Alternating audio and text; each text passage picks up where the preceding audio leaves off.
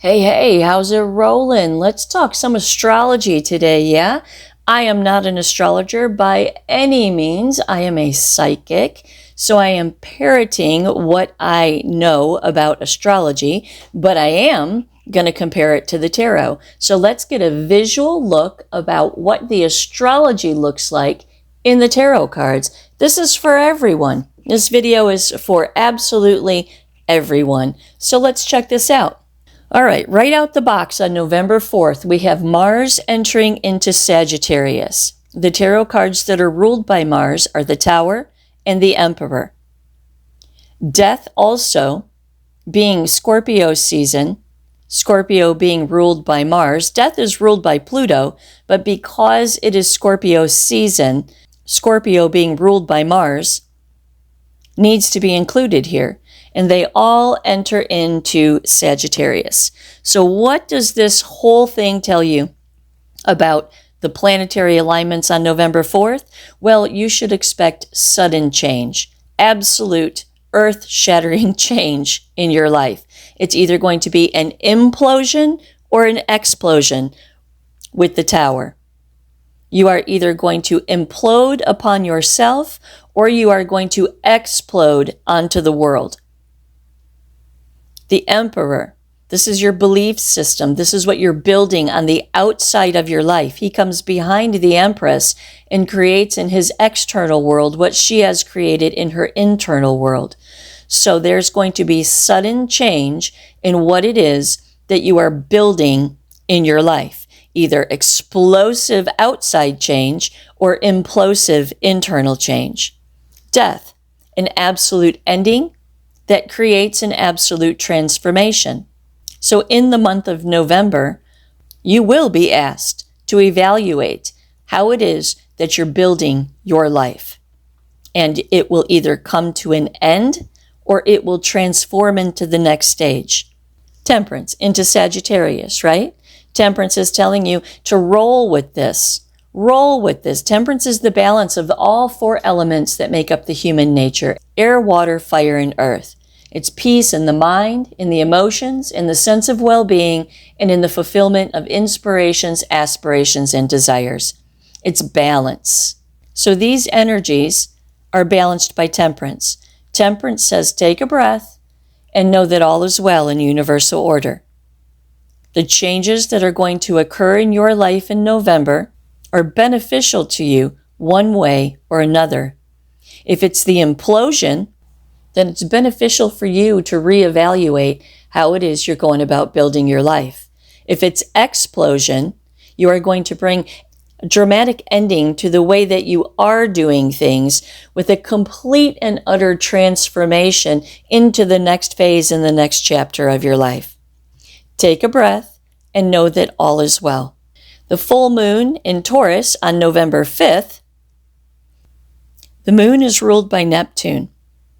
This is about dreams, intuition, the unconscious, and sometimes deception. The Hierophant, ruled by Venus, and the Empress, ruled by Venus. Both cards of Taurus.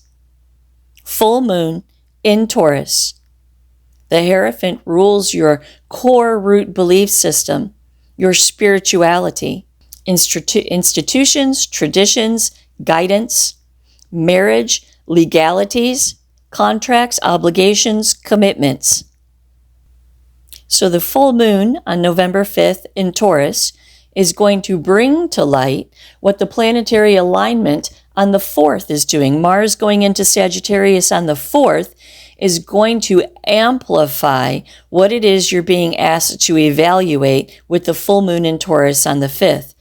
Commitments, beliefs, the internal belief system, the external belief system, the foundation stones that you're building your life upon.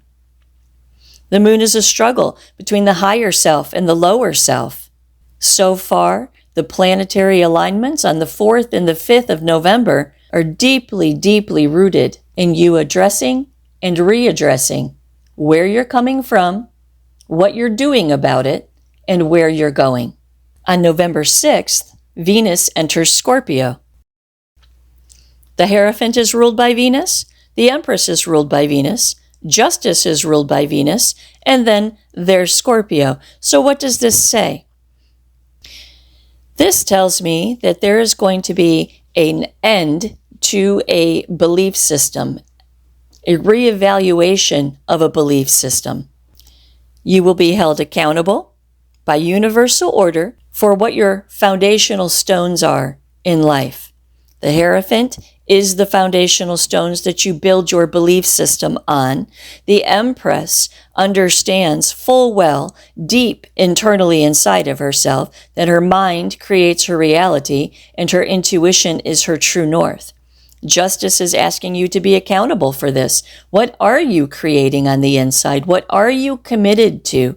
A reevaluation of the foundational belief systems naturally lends itself to the cutting loose of ties, commitments, and obligations, and naturally lends itself to the entering into ties, commitments, and obligations. Death, an absolute ending to what was and a beginning to what will be. On November 7th, Uranus retrogrades and re-enters Taurus, potentially stirring up instability around your finances, your values, or your sense of security. Uranus rules the Magician and the Fool. But we can't forget the Star, which is the card of Aquarius. Aquarius is ruled by Uranus, retrograde. Okay? It re-enters Taurus, being the Hierophant and the Empress. So what does this tell us? This tells us that there's going to be an inability to manifest a new direction. The Star is the path and the purpose and renewal. The Fool is a brand new beginning, a brand new journey. The Magician is the manifestation of your internal thought life. So a lot of people, many people, with any of these planetary placements, which is pretty much everyone in some place, going to feel a very stuck energy coming about you around the 7th.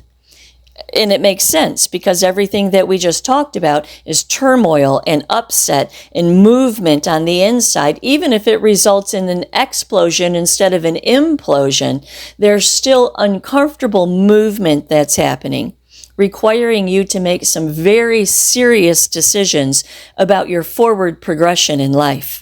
Some of the realizations that you've come to through the beginning stages of these planetary movements are going to be full-fledged in your face by November 7th. An inability to manifest,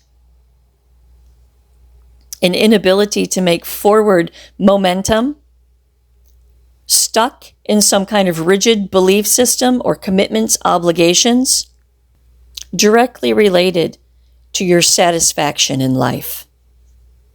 The Star in reverse, representing Aquarius, that is ruled by Uranus, talks about nothing new, no renewals.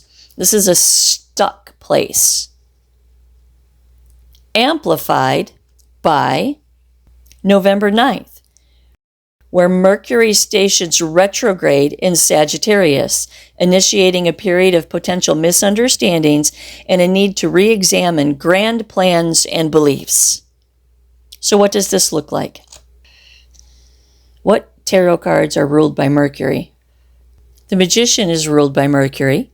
The Lovers is ruled by Mercury. And the Hermit is ruled by Mercury. Virgo, Gemini. All three of these cards are ruled by Mercury. What does this tell us?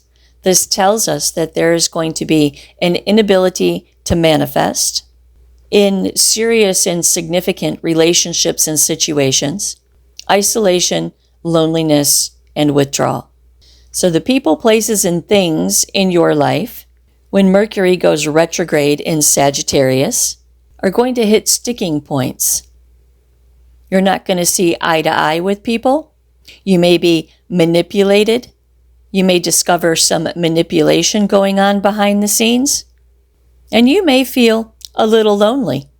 Your relationships are not going to be their best during this time. Temperance, again, in Sagittarius, comes on top of this, right? And says, temper yourself and know that all is well in the universal order of things. These planetary shifts and these planetary alignments are not here to create destruction. They are here to move you forward in your soul's journey towards ascension. Now, from the beginning until the 18th, right? From the 4th to the 18th, all of this is going to be cooking. All of this is going to be playing out in some form or fashion in your life. On the 18th, Mercury retrogrades back into Scorpio, offering a chance to reevaluate deep-seated emotions and unresolved issues. So whatever goes on in this situation right here, when Mercury stations retrograde in Sagittarius, initiating a period of potential misunderstandings and a need to re-examine your grand plans and beliefs, while all that's cooking, on the 18th, Mercury retrogrades back into Scorpio, offering a chance to reevaluate deep-seated emotions and unresolved issues. So here's where Scorpio comes in and cleans house. The Death card, being Scorpio, brings an end to the things, is supposed to bring an end to the things that no longer serve you and push you forward into the massive transformation that all of this reevaluation has created for the month of November. On November 20th, there is a new moon in Scorpio. As we know, Scorpio is a secretive sign. The new moon brings a beginning of a new cycle. Remember, the moon is ruled by Neptune, and Neptune is directly associated with intuition and knowing. This new moon in Scorpio is going to make crystal clear what it is that needs to be focused on in your life. People, places, and things. What needs to stay and what needs to go. Secrets will be revealed. New understandings will surface, and you will be able to see exactly what it is that needs to be worked on in your life. Now, on November 21st, the sun enters Sagittarius. Let's find the sun. The sun enters Sagittarius. Okay? Happiness, success, vitality, knowing that all is well, being tempered, having overflowing peace, recognizing the universal order of things. This shifts the collective energy towards more optimistic and adventurous themes for the next month, which would be December. So we go through all of this upside down discombobulation in the month of November in order to bring very, very clear insight into who you are, why you are, where you're going, what you're doing, and more importantly, the people you are surrounding yourself with. I want to point out that the sun is oftentimes about the healing of the inner child, and perhaps the things that are going to go on in the month of November for you are really going to touch the core foundational stones of who you are. What do you believe? Why do you believe what you believe? The month of November is going to be a tumultuous chopping block to rid our lives of the things that we are wasting time on. On November 27th, Saturn stations direct in Pisces. Look at this. Saturn stations direct in Pisces. Saturn rules the devil and the world. The high priestess is Pisces. And we're going to throw a little moon in there as well because, Pisces is Neptune and Neptune is the moon. This brings a sense of clarity, healing, and understanding after the period of difficulty. The devil, an examination of the attachments that restrict our growth. What is your own personal toxic pocket? Doesn't mean you're a toxic human being. It means that you have a toxic pocket that the entire planetary alignment for the month of November is trying to get you to address. The moon, right? The struggle between the higher self and the lower self. The lower self is the devil. The higher self is the high priestess. Giant, huge internal struggle to identify and release yourself from the ties that bind you to stagnation. Equates to the world, the closing of the old chapter and a beginning of a brand new chapter. And on November 30th, Venus enters Sagittarius, ushering in a period of optimism, joy, and confidence. Coming through all of those planetary transitions, you end the month of November and move into the month of December, knowing your power, knowing your belief systems, and knowing that all is well in the grand scheme of universal order. You come through the month of November and enter into the month of December knowing exactly who you are, what you're doing, and where you're going. If you will do the work that these planets are asking you to do, if you will be cognizant and resonant to the changes that are happening, if you fight it and dig your heels in, you're going to have a hard, difficult time dealing with the changes that are going to happen to your life in November.